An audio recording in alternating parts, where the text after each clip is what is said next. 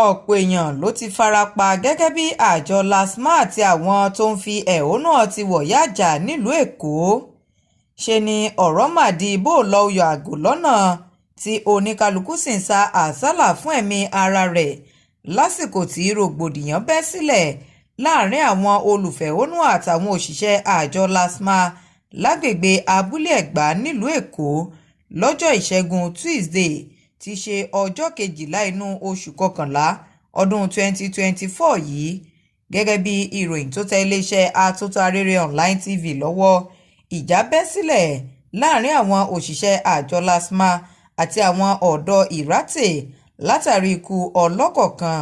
olóògbé ọ̀hún ni a rí gbọ́ pé dẹ́rẹ́bà ọlọ́kọ̀ èrò tó ń sá láti má jẹ́ kí àjọ lasma fi páńpẹ́ òfin gbé òun kọlù tí ẹ̀mí sì bọ́ lára rẹ̀. àwọn òṣìṣẹ́ àjọ lasma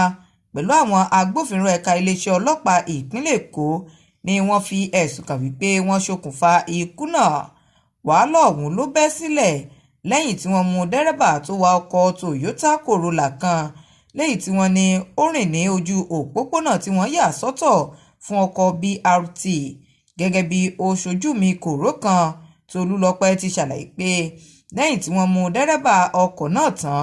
ló ń bẹ̀bẹ̀ wípé òun kò mọ̀ wípé ojú òpópónà BRT ni òun wọ̀ látàrí bí kò ṣe sí àmì kankan tó tọ́ka sí fún àwọn awakọ̀ pé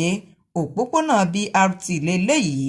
ó ṣe àfikún rẹ̀ pé àwọn agbèfọ́ba náà yarí wípé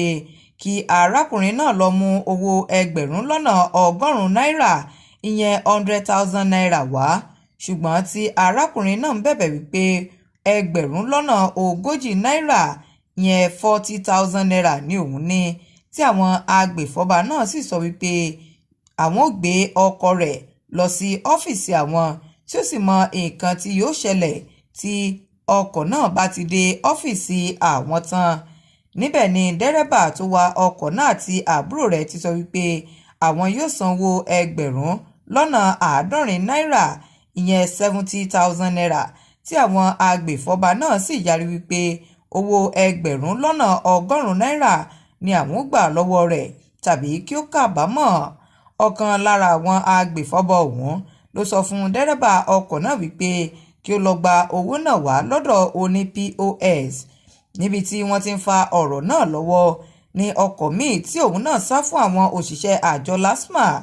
látàrí pé òun náà wa ọkọ̀ wọ ojú òpópónà BRT ọ̀hún ti kọlu ọkọ̀ Toyota Corolla àti àbúrò dẹ́rẹ́bà tí ọkọ̀ náà sì sá lọ. ní kété tí wọ́n kọlu ọkọ̀ yìí ni dẹ́rẹ́bà ọkọ̀ náà gbẹ́mìí mì tí àbúrò rẹ̀ sì farapa yánnayànna tí wọ́n gbé lọ sí ilé ìwòsàn fún ìtọ́jú. ìṣẹ̀lẹ̀ yìí ni ó bí àwọn tó wà ní àyíká nínú, tí wọ́n sọ ọ́ di mímọ̀ pé àwọn òṣìṣẹ́ àjọ lasma pẹ̀lú àwọn agbófinró ni wọ́n máa ń lo ojú ọ̀nà ọ̀hún láti fi gba owó lọ́wọ́ àwọn awakọ̀ tó bá ṣèṣì wa ọkọ̀ wọ ojú òpópónà BRT náà. èyí ló sì dá rúkèrúdò sílẹ̀ tí àwọn fi ní òtúgẹ alùbàtà kì í dárin. níbẹ̀ ni wọ́n ti bẹ̀rẹ̀ sí ní ṣe àkọlù sí àwọn agbèfọ́ba náà, ṣùgbọ́n tí àwọn agbèfọ́ba ọ̀hún sá àsálà fún ẹ̀mí wọn. báyìí ni wọ́n bẹ̀rẹ̀ sí ní fi ẹ̀hónú hàn lójú òpópónà BRT ọ̀hún tí wọ́n gbégi dínà. gẹ́gẹ́ bí ọ̀rọ̀ látẹnu ọ̀kan lára àwọn olùfẹ̀hónú ọ̀hún, ó ṣàlàyé pé kò sí àmì ìdánimọ̀ kankan láti fi mọ̀ pé òpópónà BRT lélẹ́yìí, àti wípé tí èèyàn ò bá mọ ojú ọ̀nà ọ̀hún rìn dáadáa, tí èèyàn bá ń bọ̀ láti afárá abúlé ẹ̀gbá sí ìyànà pájà, ó ṣeé ṣe kí ó ṣí ọ̀nà náà wọ̀, léyìí tí àwọn lasma àti àwọn agbófinró sì ń lò láti fi gba owó lọ́wọ́ àwọn ará ìlú lójoojúmọ́. Abíọ́lá Àjàní ló ń jábọ̀ ìròyìn fún iléeṣẹ́ atótó-arére online tv. ẹ ṣeun tẹ́ ẹ ti ń darapọ̀ mọ́ wa.